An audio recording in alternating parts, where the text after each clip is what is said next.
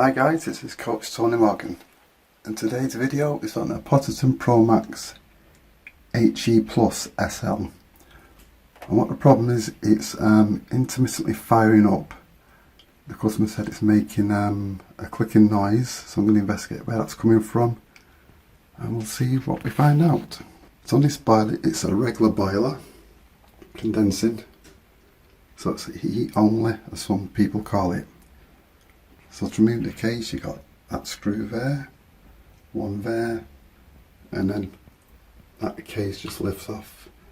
So we'll do that and look inside. So this is it inside, this is it now. So what we're going to do, we're going to turn the heating on via this controller. On this system you can see it's a S-plan, 2 zone valves and a pump. So we'll turn it on and then see what happens. So you can hear the pump's a bit rumbly.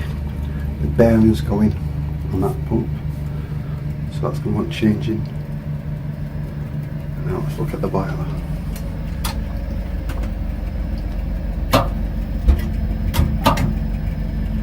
So you see it came on and went back off again. Let's see if it attempts again.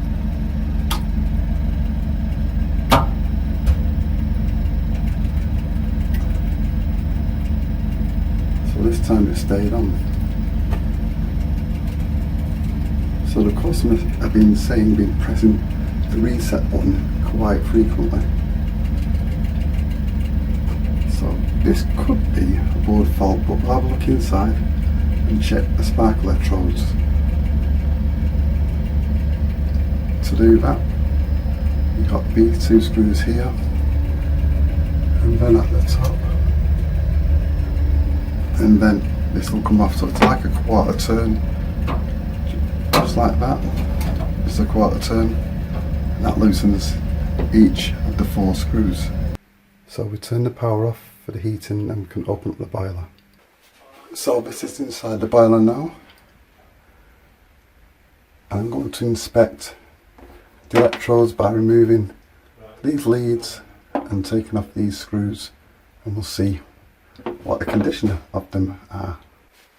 I noticed that this one from here, it was quite slack, it wasn't a good fit. So I'm going to squeeze that very gently so it's a better fit on there. That's for the flame sensing. This one I noticed, it did move a little bit like that. So it could be maybe short circuiting.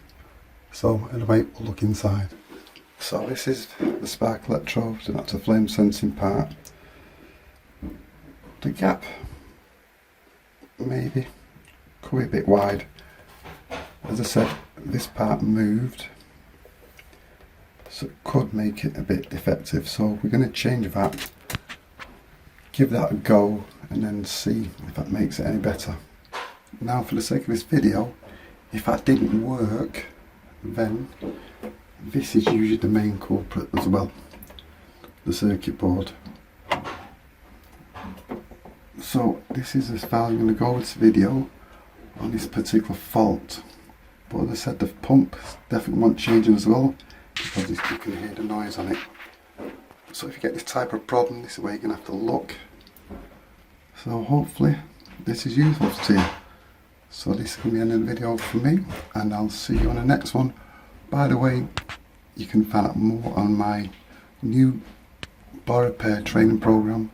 Just click on the link below and you can find out more on that. So I'll see you soon. Bye for now.